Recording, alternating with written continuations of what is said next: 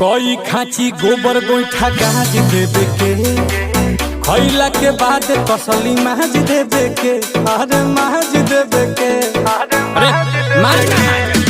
कोई खाची गोबर गोईठा गाज देवे के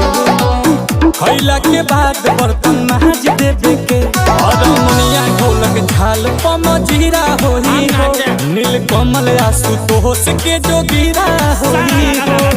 सोनू संगे होलरी भाजाई साजन संगे होलरी भाजाई नची है बनाई जो बोल बनाओ समूह लिहल जाई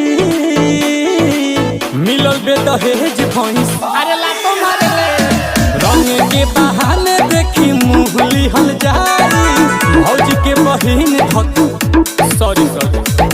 लेकिन वो भैंसे लखा बड़ी पनीर भरवा का चाहो बनावे भर ना मिली।